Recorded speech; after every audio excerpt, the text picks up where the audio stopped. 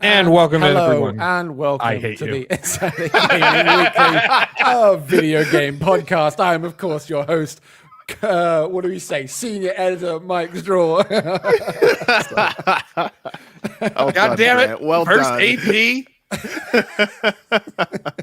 That is well done, man. Oh, he kept I it to threw himself too, because threw I didn't him even know he right was off going of to do that. it, man. That was freaking great. I literally was thinking, like, I was like, the music was playing. I was like, oh, what can I do? Why don't I throw a spanner in the works straight off the bat?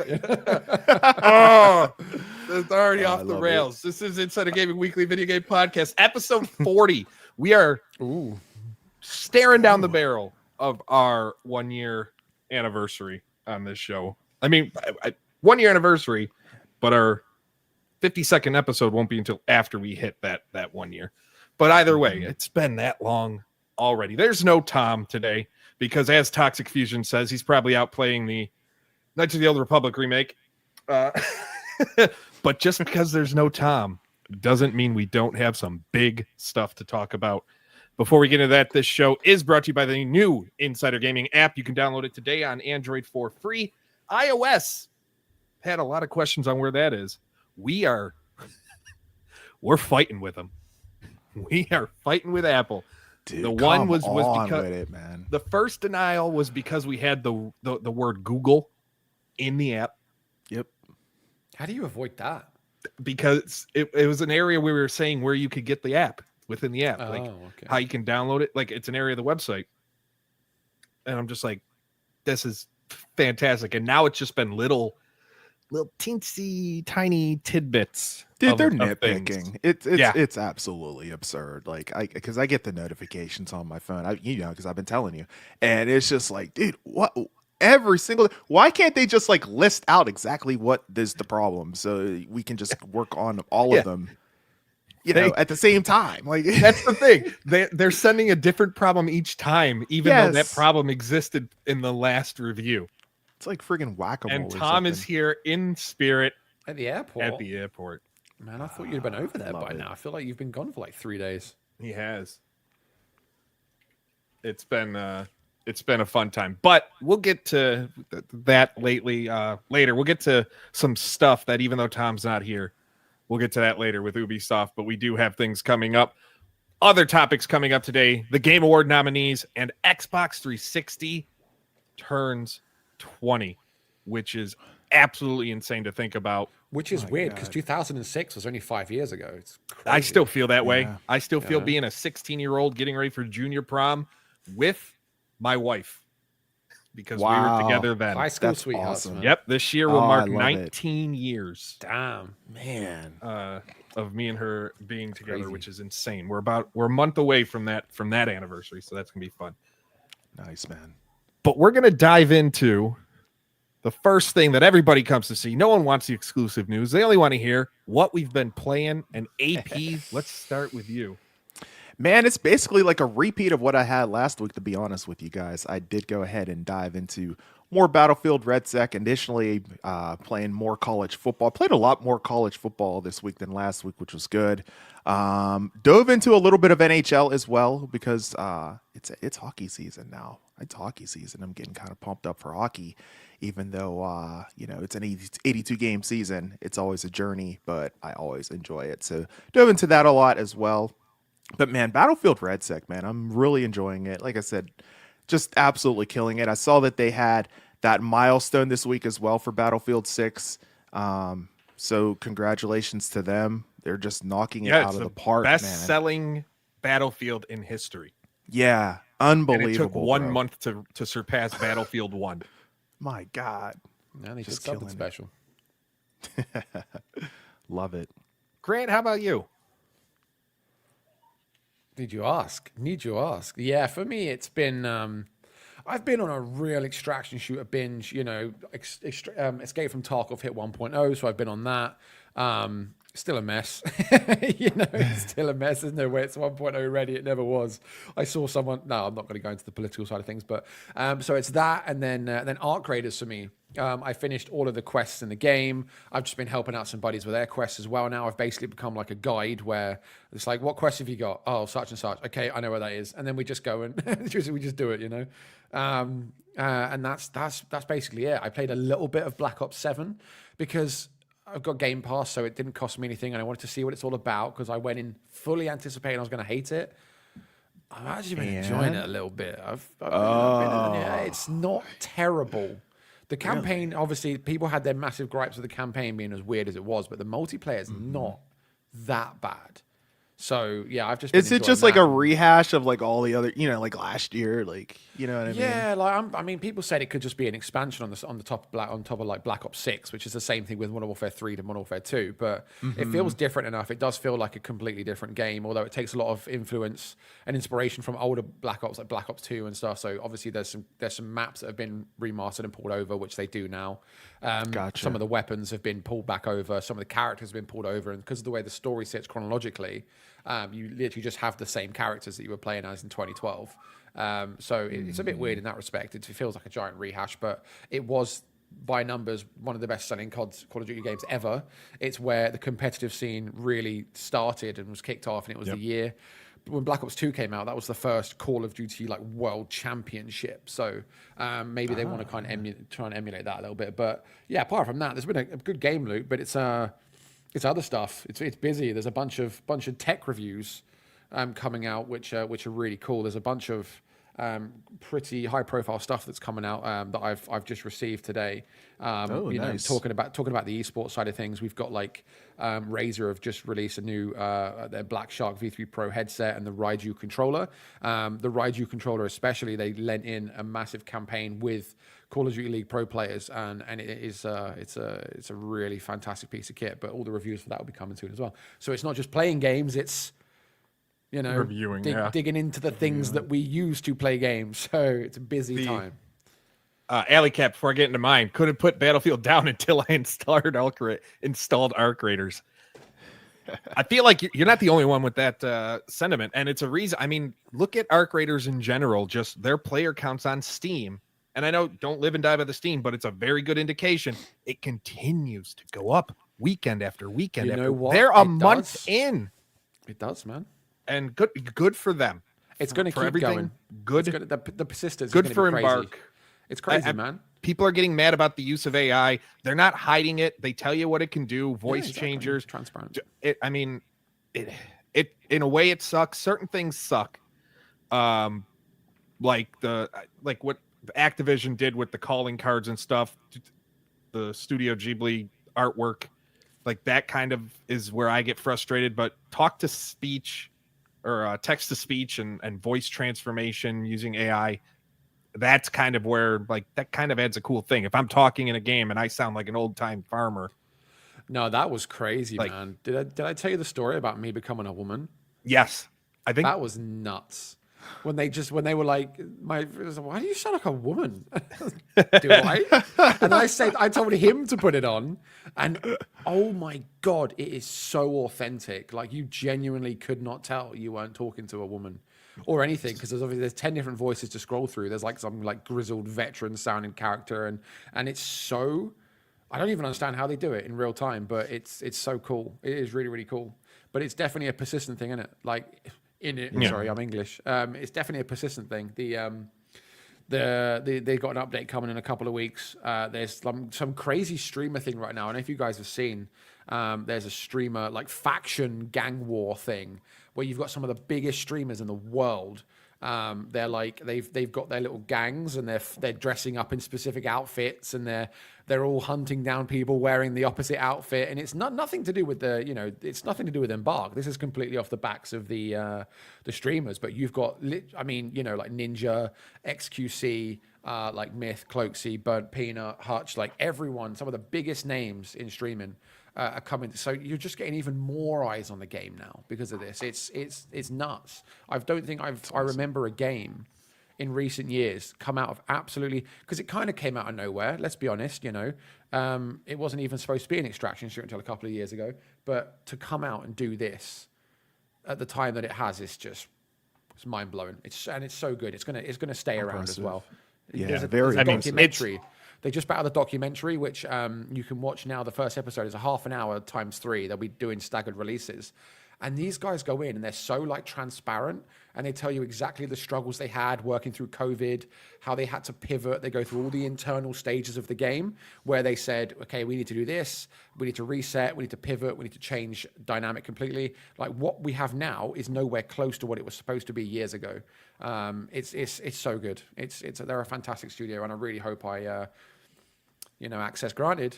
Keep your eyes open, because there might be a very high-ranking member of the team soon on that show.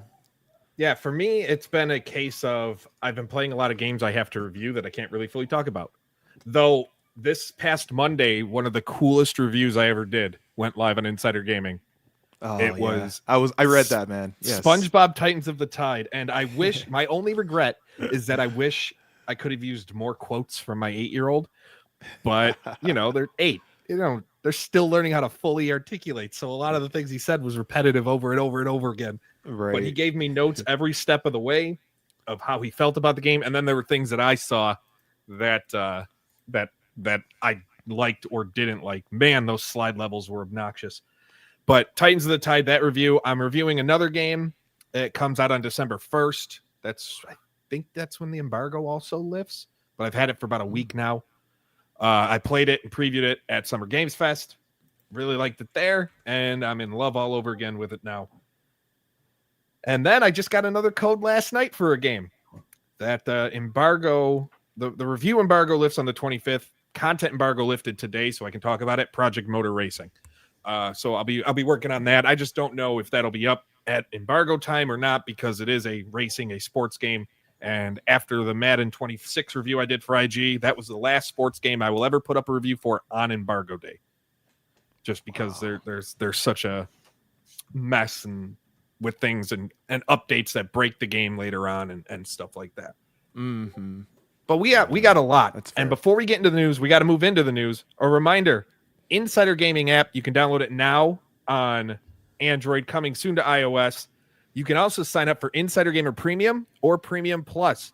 With Insider Gaming Premium, you get no ads. You get exclusive Discord roles and channels. You get exclusive feeds to your news based on the games, the platforms you like. Exclusive push notifications based on the games and platforms you like. And Insider Gaming Premium members or Premium Plus members get access to 4 exclusive shows before anybody else. You get access granted, which Grant has 2 episodes already recorded for. You get Straw and Order, my show where I look at one gaming topic, go through all the arguments for and against it, and give my final verdict. Party Chat, which we talk to a guest from the industry, and Insider Access, which is kind of a bonus post show from here based on things we didn't get to talk about or just whatever's on our mind. Literally, there's no format to that. It's us just kind of shooting the shit. That's the best way I can describe it. But you get all that for a low price at Insider with the Insider Gaming app. Again, it is coming to iOS soon. We know there's such an audience for it there. We are trying to get it up ASAP. You hear us, Apple? We're trying to get it up ASAP. Like, come on with it. Seriously, man. The top story, topic number 1.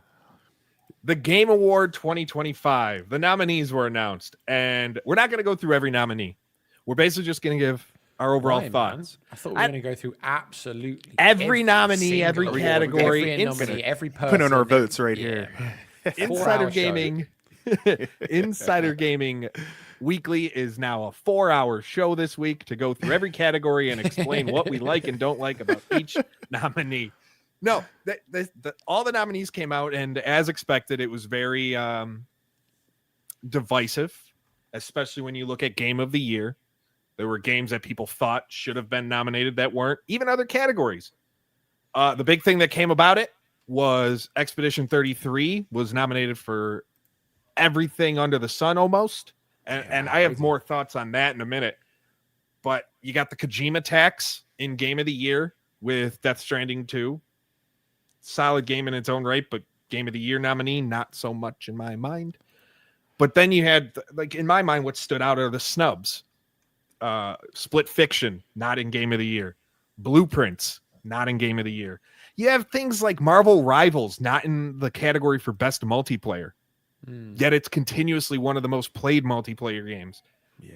You know what one really threw me through a loop? Best adaptation. Sonic 3 wasn't nominated. And of the movies that were and shows that were listed, like the movies in that category, it was so much higher rated. Was there anything that stood out to you guys or any problems you had with the nominees this year? Man, I think a lot of mine is just stemmed from what I'm talking about already. So like Arc Raiders, for example. I think a lot of people were really surprised that Arc didn't get. I know that it's different because it's so close between it coming out and the nominations going out. So maybe they just, I don't know. I mean, it got best multiplayer, which I think it should win. Hands down, it should win. But people were talking about like sound design, audio design, because everything from the soundtrack is, the soundtrack is phenomenal. It's like 80s retro synth wavy kind of, it's really cool. It's got like some like Stranger Things vibes to it. It's perfect. I love it. Oh man. So you've got that, and then it's just like the sounds of everything from like the weapons to the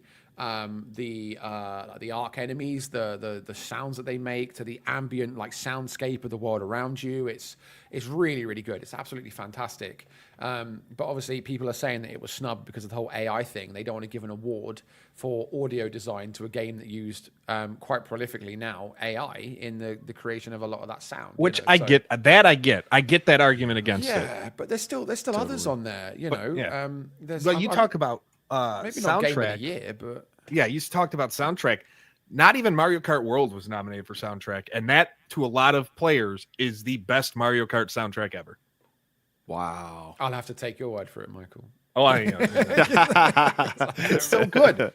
Like, it's so good. Is the Super Mario Bros. Theme. That's all I know. If Nintendo was smart, they'd release, because they have the Nintendo app or the music app for Switch Online subscribers, they would release the entire soundtrack on that. They haven't yet. I'm sure they will at some point. Yeah. Maybe it's just like they're just kind of waiting, letting it fester a little bit longer, since it's it's not really a new release, but like, fairly new, I guess, in Nintendo's eyes, probably, right? We kind of all agree that Expedition 33 is going to walk away with almost, if not all, of the awards it's nominated for, right? Do you know what's really sad? I couldn't even tell you what that game's about. Like, I have no idea. That's just not your cup of tea. But I mean, what Ali Cat's saying in the chat there about Tom Mackay being robbed. Like, yeah, like even at the joysticks when they were like second place, like everything they were it was hard because it was it came out in February, so it's had all this time to cook along the year. They've had the DLCs come out. Post-launch has been really good, really strong reception. The amount of work that went into crafting Kingdom Come Deliverance 2, you're talking years worth of work. And Tom, who plays Henry Scarlett's the lead, he's been in that role for almost a decade. And he poured his heart and soul into it. Like genuinely, the depth of it and the scope of the game, it's absolutely massive. And you just think about the sheer amount of work that goes into it. Plus, it was mocapped. It was fully mocapped with face rigs and everything. To go all in on that level and have one of the best selling, best received games of the year, and not get nominated for like best performer or whatever, best performance, blows my mind, because I know people are getting annoyed at the Charlie Cox being put up for the best performer, and people are saying I don't know the context, because like I say, I don't know anything about Expedition 33, but them saying that he was in it for like 4 hours, didn't mocap, and couldn't even remember the name of the game he was in, but he's best performer. Like, how does that work when someone like Tom, who puts thousands of hours into a game, is just not even considered? We Crazy. did, and we'll get to Expedition in a second, but we did get the first. We did get a first in the Game Awards history. Megabunk withdrew from their nominee for debut indie game because creator Vetanod posted publicly that he didn't feel he qualified because he had made games under different studios, so this wasn't his debut. So good for him. Credit to him. Yes, but this led to a very heated debate online at this point, especially when it came to indie games. What is the definition of an indie game? And it's such a tough question to answer. Some go, it's a game that's self-published by the studio. If it's self-published, you're an indie game. Well, Devolver Digital publishes a lot of indie games. A lot of people, then there's others, like, and this is kind of where I lean. What is the size of the team making it? Yeah. If it's a 20-person team, that to me, I don't care who the publisher is behind it. You're still only 20 people making a game. Like, if you're 100+ team studio, that's, I think, starting to get like, how can you be? It gets blurred though, doesn't it? Because it comes down to money as well, isn't it? Like, if you say independent, to me seems like they've got no one supporting them financially. And it's like, I know that, like, talking to who was I talking to? Was it Hooded Horse or something? I don't know who it was. There was a PR company a couple of years back, and they said that every game that comes onto their books, they put £100,000 behind their like marketing and all this stuff and whatever, every single one that comes on the books. And it's like, that straight away, are you then no longer indie, even if you're a solo dev, which they supported some solo devs, because you've had that massive injection of cash? Surely you're not independent anymore because you've had that support. And it's one of those weird things too, though, the money thing. Like, say I'm a very talented software dev. I've worked for like hospitals and I want to make my own game, but I'm wealthy. And I'm like, I could afford to put 200,000 of my own money into this game. I'm still one person doing it myself just because I have the money. Like, it's that weird question. It's such a hard question to answer, but it's one that had me thinking about Expedition 33. Throughout last year, they kept saying this was a game made by 30 people when it wasn't. It rubs me such the wrong way because there were artists, musicians, interns, QA that don't get looped up into that 30 people when you're looking at a game that definitely had it, if not more than 100, like possibly more than 100 people working on it. It's backed by Kepler Interactive, which is the publisher who publishes some bigger games. That Kepler also published Rematch. So, and Expedition 33 is up for Game of the Year, but it's also up for indie game and debut indie game. And I'm sitting there, I'm like, I feel like you're missing out on quality, smaller games just to pad this game. No knock on how great that game is, but padding like categories where it might not be qualified for, but then it comes down to, again, what the hell is an indie game? Yeah, and then the smaller ones get kind of overlooked. I feel like, the Game Awards, they have such a high standard, right? And it's the one that everybody looks towards whenever it comes to, the different awards shows when in the video game industry every single year. It's the one that most people look at the most. So why don't they set the precedents then, right? Okay, let's set the criteria. Okay, so in order for it to be, the best indie game, then set the criteria for that specifically. Okay, so an indie game means X, where X equals what they've set, what they've defined, right? Instead of just kind of, playing around and, having us trying to interpret it ourselves. I feel like they could kind of set the standard for it, and then, we probably wouldn't have these kind of questions, right? Yeah, because where's the transition point as well? Because look at something like Embark Studios with Arc Raiders. So Embark have developed and published Arc Raiders. even though you know they're credited as publishing it as well. So you got to think, okay, if they develop and publish it, you know, then it's independent because someone else hasn't helped them out with that. But the majority stake in the company is owned by Nexon, who, you know, they're a pretty big name. But whilst it's, you know, I think it's documented that they assisted with the publishing, they don't have that credit. But when if you look at the documentary, when they started putting together Arc Raiders, because Arc Raiders was their first game, that was always intended to be their first game. People and say, at that point they were a true indie studio. Exactly. People say, oh, Arc Raiders is like their second game.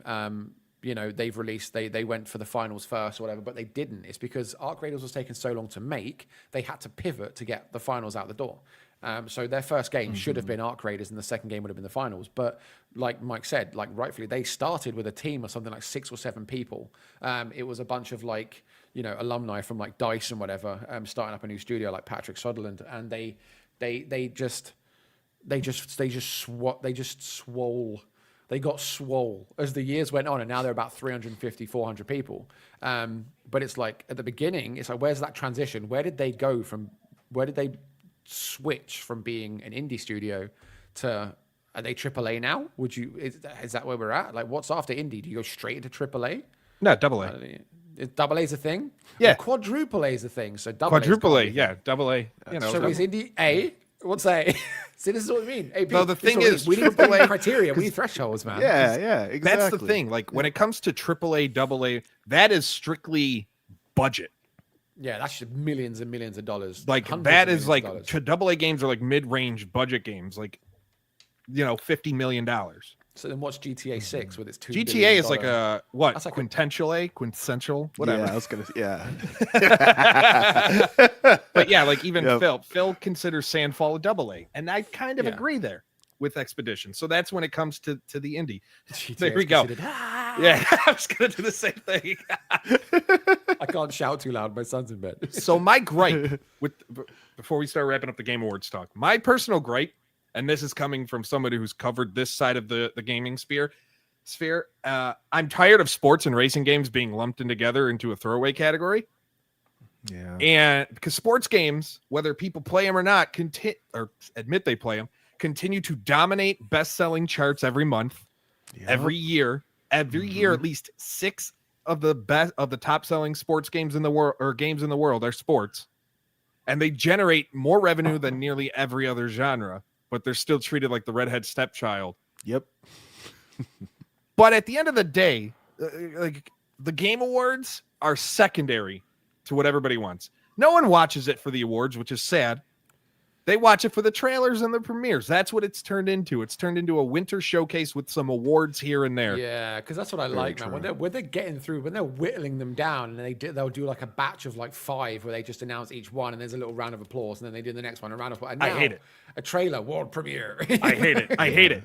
But that's why, to me, I care more about watching like the Golden Joystick Awards, which you can go to insidergaming.com for all the winners of Thursday's awards, and, you know, smaller ones like bias a little bit, the Indie Game Awards, which I was announced as a judge for this year, which is really damn cool. Like, it is the coolest thing I've done so far in my careers. Like, I've always been a champion for true indie games, and to have this opportunity is awesome. Though Expedition 33 is also nominated, and guess who's not voting for that one?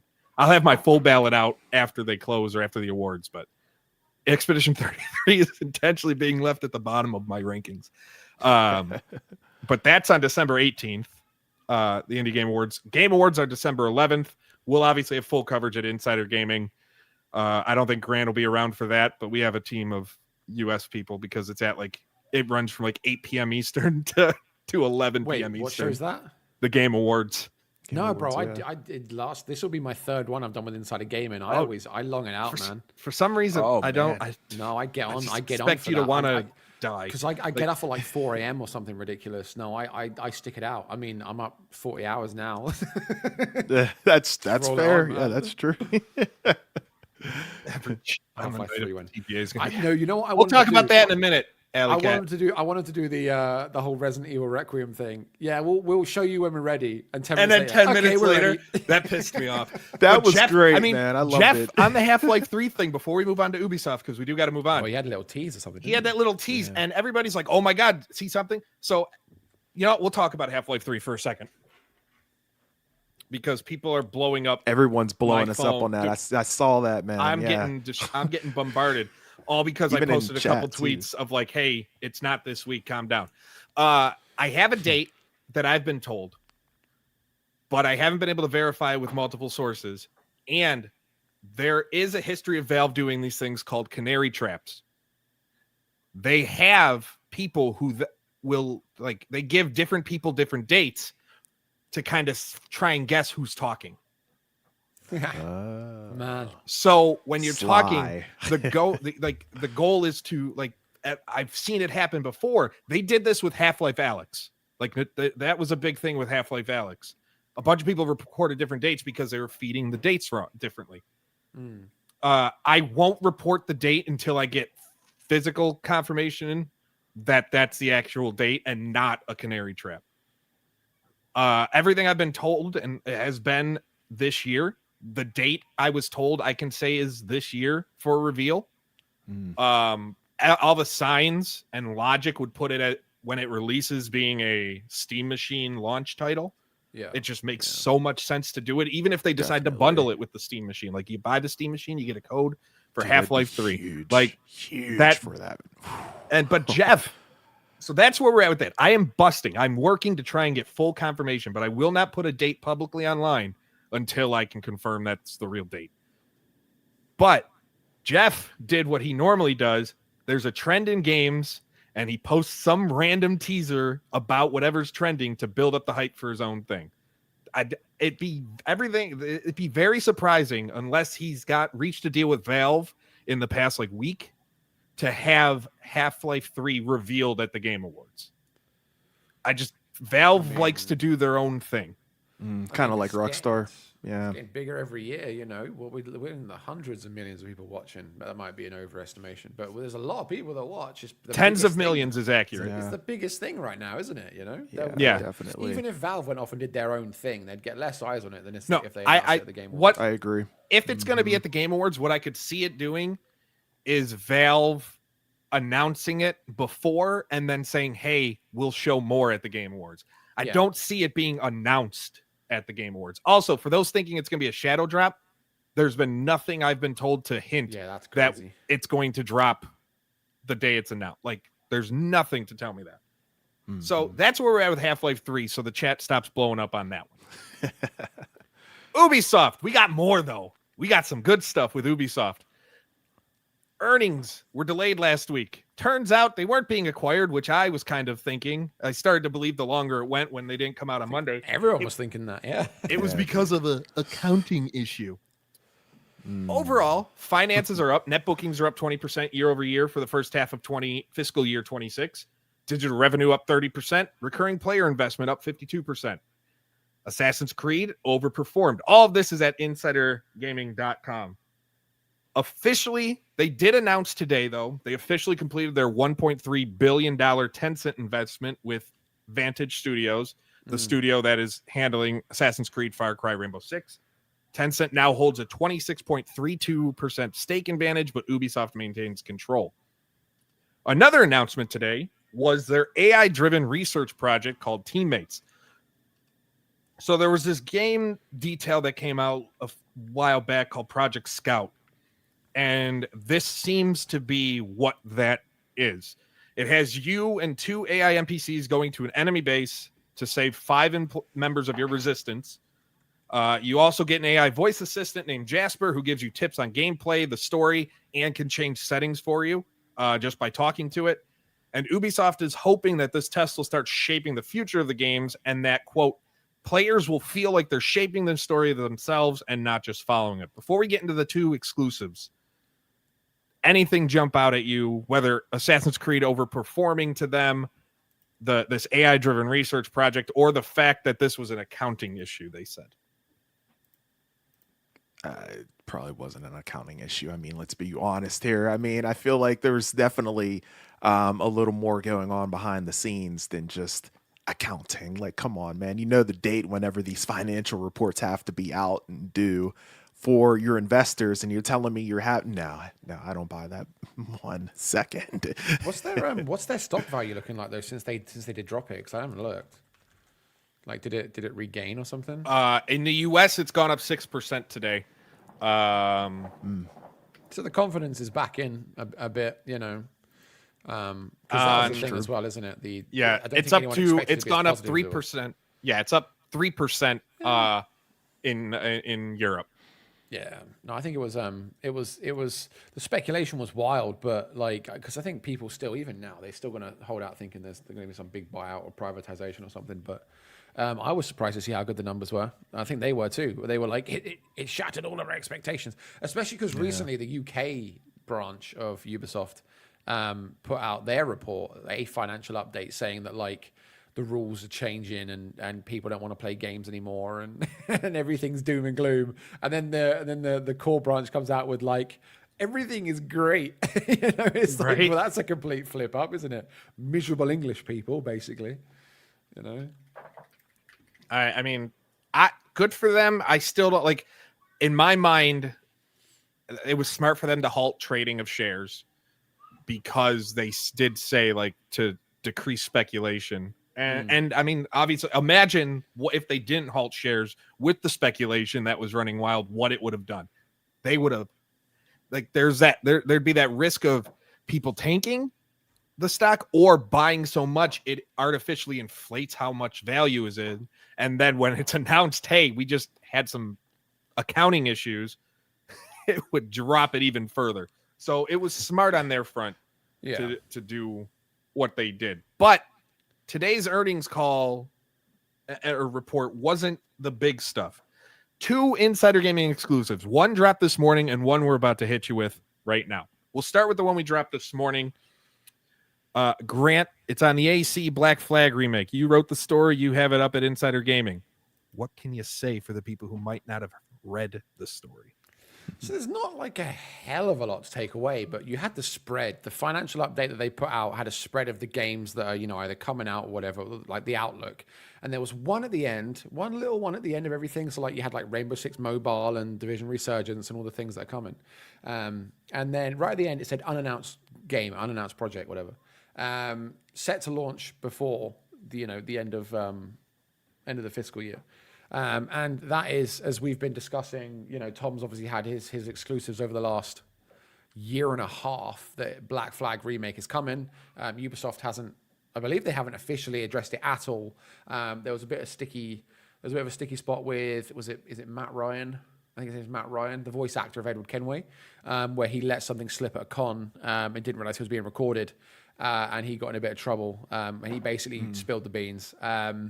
And that was the closest thing that we had to, like, you know, a confirmation. So, yeah, it looks like it's going to be, from what we've learned, it's coming before the end of, March 31st, 2026. And the week of the 23rd onwards is the period that we have for the launch of the Black Flag remake. So not long. What are we looking at now? 4 months from now? 4 months from now. So obviously not long. Give it a month or so. Maybe they'll put something out. For the, I can't remember the last time they did Ubisoft. What is it they call them? Is it Ubisoft Connect or something? Ubisoft Forwards. Forwards, that's it. I can't remember the last time they did a Ubisoft Forward, but maybe there's something like that on the horizon. But that's it, Black Flag remake. And if, you know, from what we know about the remake as well, it's ambitious. It's not just like tidy up of the graphics or the visuals. It's like an overhaul to the point where they've reportedly pulled in the RPG mechanics from the newer games. So they've made it a bit more aligned with what you're used to from things like Valhalla and Shadows and Origins and Odyssey. But the guts of it are believably still the same. You know, you still got the naval combat, Edward Kenway's fleet. The core story is the same. You know, things like collectibles and stuff, the open world, it'll just, you know, hopefully look better, play better, and feel like a whole new game. But I'm very excited because I think a lot of people feel that Black Flag was like the last really, really good Assassin's Creed game. And that came out in 2013. So that's the thing. I never played Black Flag because Assassin's Creed 3 left such a bad taste in my mouth. I kind of swore off the franchise, and I haven't played a single one since 3. That's crazy, man. That's a grudge. Yeah, it is. Yeah. So maybe I get back into it with Black Flag because everybody, I mean, tells me like I need to play it just for the naval alone. Oh man, But it was transformative. It's so good. It's so good, man. it led to the first quadruple A game, man. Yeah. How many assets they pulled from Skull and Bones to go into Black Flag? Crazy. AP, what about you with Assassin's Creed? Is that something you're interested in, or could you not care less? No, I'm definitely looking forward to it. That's going to be freaking great. Like you, Mike, the last one I played was probably, oh man, it might have been 3 as well, man, to be honest. It's been a long time since I've dove back in. So this definitely excites me. I'm looking forward to it as well, for sure. Yeah. But that's not the only Ubisoft exclusive news we have. So Tom has said in his reports for a while that before the Black Flag remake comes out, a different remake would be launching. The Prince of Persia Sands of Time remake. Now, the full story of that, you can find everything on Insider Gaming about when it was announced, the delays, development hell, and everything. But we can confirm at Insider Gaming that it's still the case that the Prince of Persia remake will launch before Black Flag. We know it's supposed to launch before the end of the fiscal year, before March 31st, but we've learned that the game is currently scheduled to release in mid-January 2026, and that release date could, according to sources, it's likely that the next look at that game could come at the Game Awards, and that's where not only a new trailer could drop, but also the firm date itself could be revealed. So the big thing is Ubisoft is scheduled to launch Prince of Persia Sands of Time remake, a game I personally can't look forward to enough, in mid-January. So big things are happening at Ubisoft on the games front, and the long-awaited Beyond Good and Evil 2, we still have no idea. I saw that in the chat a couple times. Splinter Cell, the remake, from what we've seen and what I've seen, looks good. It's still coming. It's cruising right along. That's good. The last official release window report we had was that the plan was they were hoping to launch it in the second half of 2026. We're trying to find out, if that's still the plan, but that was the last release window plan, was the second half of 2026. That's the one I'm looking forward to, man, from Ubi. Definitely Splinter Cell. Bro. Yeah, I mean, they canceled the game. I don't care what Mark Rubin says.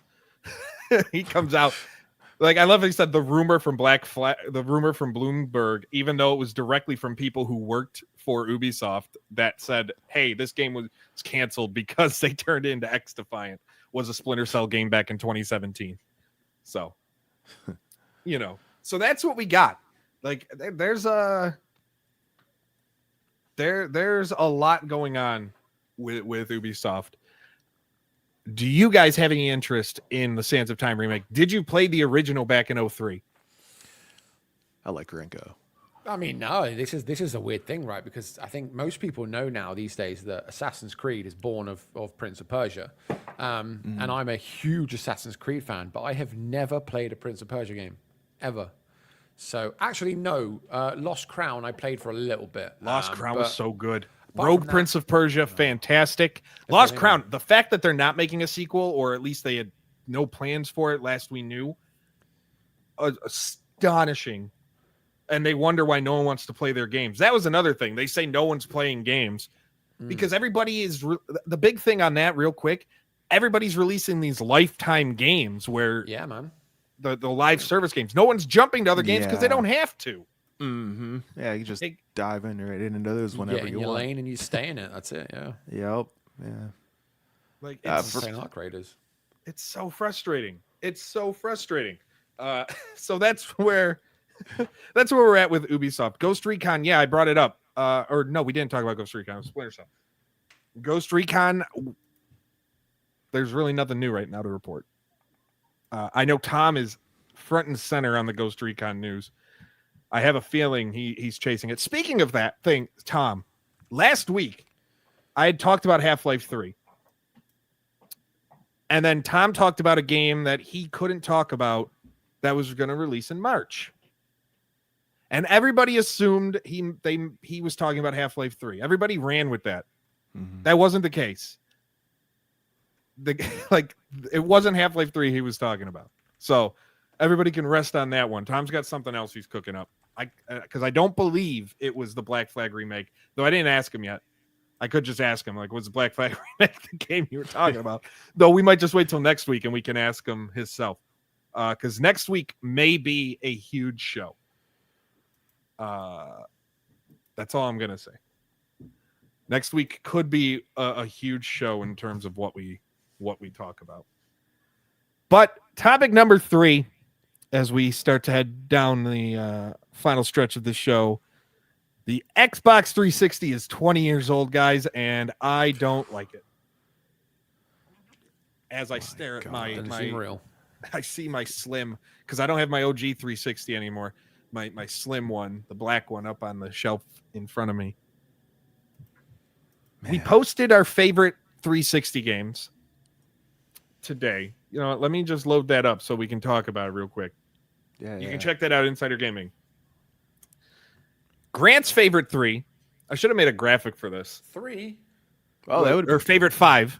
Favorite 5 games was Fallout 3. I saw the 3 in Fallout, and then I said 3. Oh, okay. Fallout 3, Dead Island, Modern Warfare 2, Battlefield 3, and Assassin's Creed 2. AP was Halo 3, Perfect Dark Zero, Burnout Paradise, Gears of War, and Portal 2. Mine, I could give everybody 100 guesses, and they would never get my top 5. Halo 3, Halo 3 number 1, Fable 2, Gears of War, Modern Warfare 2, and Uno. Uno came. Yeah. Hold on. You play Uno anywhere. No. But it was the fact Uno came pre-installed on all these 360s, these launch 360s, which I had. It did. Yeah. It came pre-installed, and it was the first like real social game experience that I remember having on a console, because he had the little Xbox 360 webcam, and we a night after school, like in high school, it'd be me and 3 other friends, and we'd just be talking shit to each other, playing Uno. And then the next day we would have arguments over how we treated each other in homeroom in Uno. So it just immediately, I'm like, it is one of my top 5 games solely because of the memories I have of that game. I get it. That's fair, man. Yeah, it brings the nostalgic value to it. Absolutely. I can totally understand where you're coming from now. Yeah, that's freaking great. So what stood out to you more, other than your favorite games, like your times, your experiences with the console, like problems, aka the Red Ring? Did you guys ever have the Red Ring? Because I lost 3 consoles to that. I had 5 360. My run was 5, but some of them I worked in a video game store, so a lot of them I would just like upgrade to this, like I had an Elite, I had 2 of the Slims, I had the Xbox, the Halo 4 Special Edition. They had a white Slim. Then they had the Xbox 360e, which was modeled on the Xbox One. I don't know if you guys remember that. It looked kind of like the Xbox One, but smaller.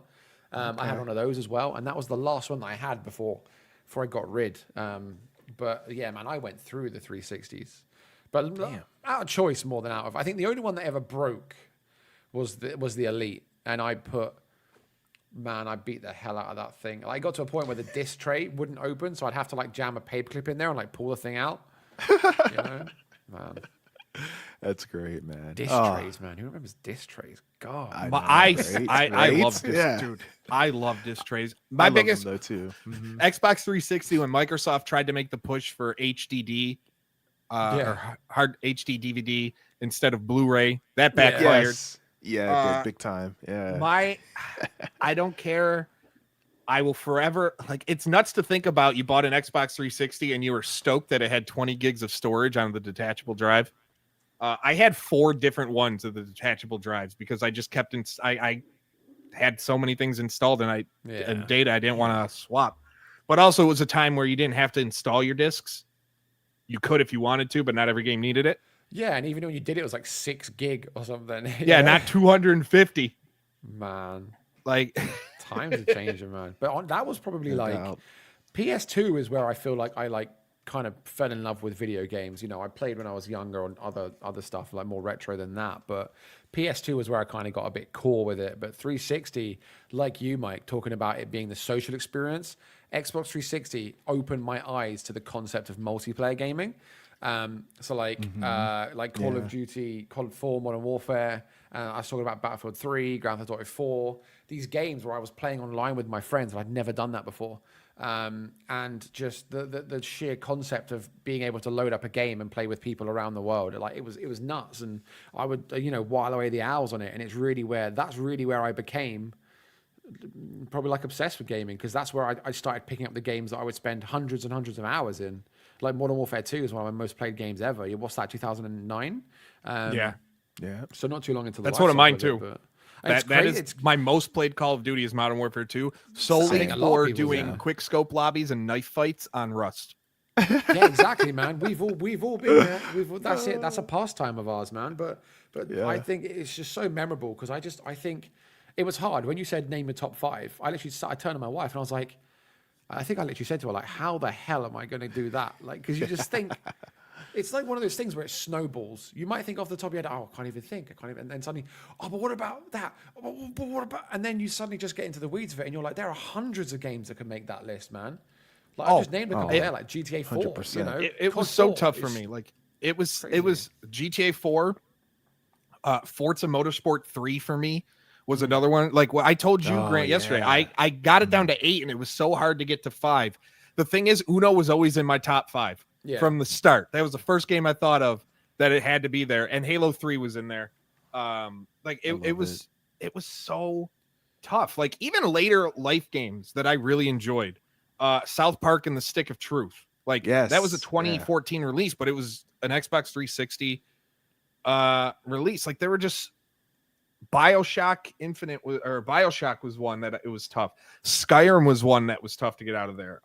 Batman Arkham City was tough to get out. That's it. And then you look at the BioShocks, you look at the Far Cry 3 and stuff like, which is widely considered the best one in the entire franchise. Like I had Assassin's Creed 2 in there, but honestly, you could pick a bunch of those, right? But 2 is probably like the absolute pick. But there's just the depth of it is crazy when you look back. And then I look, because when I do a comparison and look at the era of like Xbox One, I feel like there's just less that I can pull from there where I'm like, oh, this stands out to me as being like an absolutely, like there's a couple, like you look at like The Witcher 3 or something, for example, as being like a standout example from that era. Yeah. And I'm like, what really holds those memories? I feel like as I play more games as I've got older, but I feel like I'm just remembering them less. Like they're not as the gravitas, the gravity surrounding them isn't as much. I mean, there's that thing where like you when you're in a teenage year, your mind's like, you'll remember your adolescence moments. They stick with you longer. But like one of the things there was discourse I saw online that the 360 is being remembered more fondly because the people who played it then had more time at that time. I don't fully agree with that, because I have family. I have family who had young kids like how we do now, Grant, during that era. And they still prefer the games that they got to play then, just instead of now when their kids, like some of my have kids out of the house, like, and they have just enough, as much time as they want. Yeah. It's the experience. It was it was still the 360 era, not like the OG Xbox and the PS2 era and earlier, but there was still that developers took more risks, bigger developers. Indie games now are thriving better than ever. I can say that.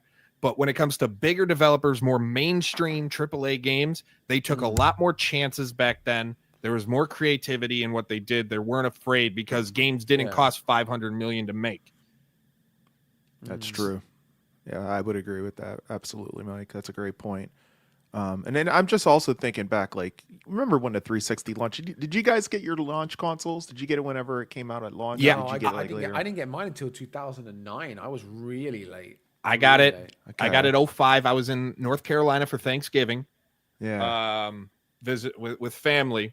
I was 15, and my older cousin, the one who had the younger kids at the time, came into the house. He's like, "Hey, 360 comes out tonight," and grabbed me and his brother, and we all went to Best Buy. And I convinced my parents, "Hey, this is my Christmas gift." And they're like, "Sure, you're just not unwrapping anything for Christmas. Perfect. Don't care. Let me get this and 2 games." Yep. So I picked it up. We went to a Best Buy for midnight release. They had a big party in Charlotte, North Carolina. Just outside of Charlotte, in Mooresville. And we just, like, They had provided food. There were games you could play. They had like 30 demo stations. And then we got back, set up we had 3 TVs in the bedroom we were staying in, set up our systems each. One of the games I picked up was the worst Madden ever, the Xbox 360 Madden 06. Never play that game. Bastards. And then we put on G4 TV and watched coast to coast coverage of the launch at different midnight launch parties in LA, in Adam Sessler, Texas. Morgan Webb. It was nuts. Man. Because Attack of the Show was doing a full thing with Olivia Munn and I can never remember his name. Can't remember it. But like that's what we had on, and it was fantastic. And again, that's being so a teenager, great. like that those types of memories stick with you, but you're not going to get that again. I'm jealous, man. Your launch party sounds a lot more fun than mine. So, like for me, whenever we had one, I just picked mine up at my local Walmart at the time, and I was in college. I think I was either a freshman or a sophomore, and my buddy was like, "Yo," he had texted me or called me, one of the two, and he was just like, "Yo, there's already a line," and I was like, "Dude, have your brother get in line for me." So I had his brother get in line for me, and I paid him like $20 or $30 for holding my spot in line so I could get one. I think they only had like, I don't know, maybe like 28, maybe 30 consoles. And I was like, dude, you have to get in line for me. So he got in there for me. I got out of class. I head straight up the road to the Walmart there, and I was able to get in line and everything. I paid him. I was like, thank you so much, man. We hung out. They had food for us. We watched movies. I think we watched like Star Wars or something. I think we were watching episode 1 or something like that. That was the nuts part. I didn't pre-order this console. My cousin, same. My cousin pre-ordered 5 of them. What? Why? The resale. No, he kept 2 of them. We only ended up buying 4. It was in case, because he knew we were coming down. He ended up clever, yeah. And that way I could get one if I convinced my parents and had the money. Like I could get one. So that was a big win. I just had to pay him back the like I think it was like a $50 deposit you had to put down. I wish I'd been a part of that, man. I wish I'd been, because that's the thing. I missed it because I was years late. Because I remember I got mine Christmas morning 2009, and I was asking for it for so long because all of my friends had it. They're all playing Halo and Gears, and I was sitting there. I was still on PS2. I was playing PS2 for like 3 years, and when everyone else was playing Xbox 360. And I got it Christmas morning. I hugged that thing, man. I was like, oh my god, I can't believe I'm finally catching up with everyone else, man. And that was it. That's where I fell in with the multiplayer stuff. But I didn't get a console on launch day until the Xbox One came out in 2013, and I bought that myself, with my own money from like my first job. But like, I missed out on all that experience. I never had a midnight. My first midnight launch for a game was Modern Warfare 3 in 2011. Like, I missed out on all of that for a very long time. I used to drag. I remember the one time I dragged my wife, my then girlfriend, my ex-girlfriend, who's now my wife. I love introducing her like that to people. That's great. But me and a buddy, we went for midnight release for Modern Warfare 3, and we brought our girlfriends along, and they just went back to the car. They're like, "This is fun to you?" Yes, yes, it is. I like totally Madden 11, I did a midnight release for. I was down in North Carolina, and we went to the GameStop, and they had mini games to win. They had a football target toss. Oh, dope. Whoever finished with the most points got their copy for free. No one touched me. No one came close to what I did. Like, and then I ate pizza and I got a free copy of Madden 11. It was great times. Or no, was it Madden 11 or 10? It was 10. It was the one with Larry Fitzgerald and Troy Polamalu on the cover. Oh, okay. Yeah. Got you. Yep. So like the midnight release things, and I think to physical games, you don't have that anymore with digital. Because I remember putting up a post, a tweet last week that picked up steam and post on Blue Sky. It went off. It was like, the thing I love about physical games, wrapping up the games and giving them to my kids for Christmas, you don't get that with a digital thing. Like, they don't get the experience of opening up the game they've been asking for and stuff. So it's like, but that type of stuff, I mean, I hold on to those memories so much.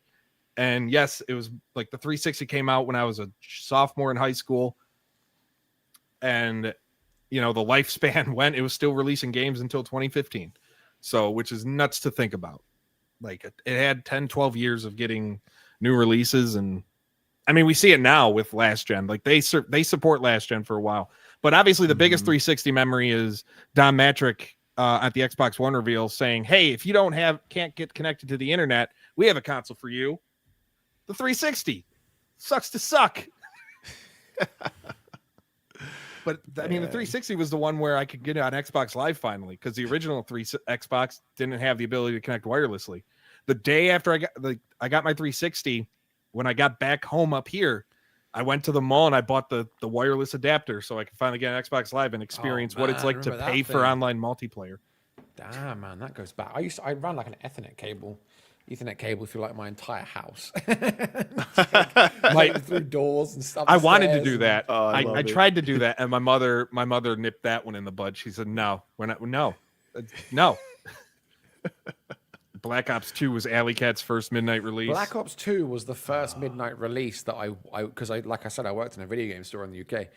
That was the first midnight release that I worked. So seeing it from like the other side of the counter, as it were, and that was crazy. That was a huge game. I mean, I worked some of the biggest launches. I worked like GTA 5, and that was like hundreds of people, like thousands of people queuing, and I worked the launch of the PS4 and the Xbox One. Like I had some pretty good. I didn't go to any when I was young, but I sure had my experience from working them. That was a different thing entirely. That was like, I can only imagine. Yeah, it was crazy, man. Just the sheer amount of cash people were handing over. Like people would walk in like, I want 10 games on each, 5 controllers. You're like, well, this is thousands of pounds. What are you doing, man? They get feral, man. But no, it's a really cool experience. Love it. Good stuff, man. Good stuff. Mike, are you muted? Mike, you're muted somehow, buddy. Oh, I hit the button. I'm trying to think of what my first midnight release was. I have no idea. I can't remember. It might have been Halo 2. I think it was Halo 2. Oh man, I know in that 2004. Yeah, that was my first one. And yeah, Alley Cat says we're all old. Don't remind me. Like it sucks. It sucks. It does. Halo 3 is where the franchise peaked, and then it's been downhill since, and it's depressing. Halo Reach was okay. A lot of people like that, but for me, it was Halo 3 was like the be all end all. Yeah, I agree. Molly, it was Oblivion, freaking awesome, and it was for a friend, her first midnight release. Nice.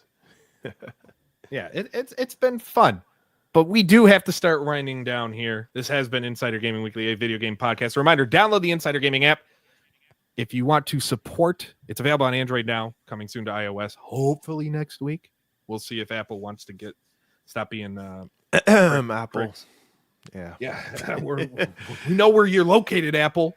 You have your address online. We'll knock on the door and be like, with a big sign, approve our app. Support Insider Gaming by signing up for Insider Gaming Premium or Premium Plus through the app. You get special, again, it's ad-free, exclusive shows, custom push notifications, custom news feeds, exclusive Discord channels, early access to the Developer Spotlight series. I meant to tease that.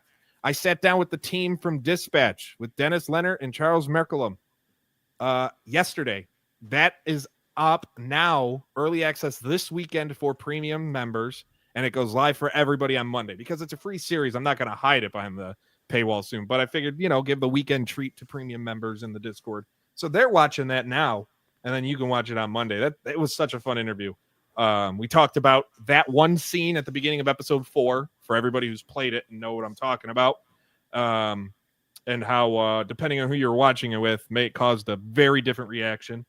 The love triangle, favorite characters, actual development talk about the process of creating some of the puzzles and hacking situations and going through. So it was a fun interview. And then Grant for Insider Gaming Premium Plus members. Yes. You have access granted coming up. What? You've recorded a couple of the interviews, the first 2 episodes. Who are they with? Tease them for the people. Oh, man, they're great. Yeah, so we've got, funny enough, Tom Mackay is going to be the next one up. So I'm recording with Tom on Monday, who I've spoke to him a couple of times before, but this is obviously like a more of a targeted dive into his background and the work he's been doing and where he goes from here and things like that. So that's a good one. I know people are really going to enjoy that. Roger Craig Smith was the first one that I put together. I don't know if I even need to give that guy an introduction. One of the biggest, most well-known, most iconic voice actors in the business. The voice of, I think he's done. Look who he's done: Chris Redfield, Sonic the Hedgehog, Ezio, Carl Crane, crazy profile. So he's another one. And then I spoke to Rick from Madfinger about the extraction shooter Buzz and how that's all coming up now, because his team put together Grey Zone Warfare, which was a really, really innovative and out there kind of game to break up that genre and introduce this big open world environment. So it's cool. And we've got a hell of a lot in the pipeline. I will stress that, the stock that we're looking at for this covers everything from developers to creators to voice actors, but it's really, really diverse, and some of the people that we're getting in are huge profiles. It's going to be really, really good, and we're going to get just behind the scenes of them. And it's a more casual approach. It's not like a really formalized interview. We have a laugh. We have like a quick fire Q&A segment. There's questions about their origins of gaming and how they do what they do, and it's good. It's really, really good. So coming into next year especially, we'll have stacks of great interviews for you guys to get on with your Insider Gaming Premium Plus subscription. Yeah, it's going to be a good time. One last question. Alley Cat asked, any DLC packs more for Undisputed? There are a bunch of people they have licensed that they haven't announced yet. I can tell you that, including a couple big names. So I'm assuming they're just waiting for the right time to announce them and dot the T's, cross the I's. Yes, I said it that way intentionally. But this has been Insider Gaming Weekly, a video game podcast coming to you live every Friday at 4 p.m. Eastern time here on YouTube and Twitter. You can catch us on demand anywhere you get your favorite audio. It goes up the evening it airs, so it'll be up later tonight. Leave a like, subscribe to the channel, check out insidergaming.com, the Insider Gaming app. Find us on social media, all of them at the top, Insider Gaming IG, insider-gaming.com, Insider Gaming News. Also, link in the description below. Join the Discord. It is growing quite nicely, and there's a lot of people being very active in it, and it's a fun time. Plus, Twitter went down this week again. When Cloudflare went down, everything went down. You know what didn't go down? The Insider Gaming Discord. We are still talking about games and whining and complaining about things that gamers usually whine and complain about there. So come on and hang out there. And without further ado, AP, take it away. Awesome stuff. Thank you so much, Mike. I hope you guys enjoyed this week's show. Smash the like button. Smash the hype button on your way out. Really do appreciate that.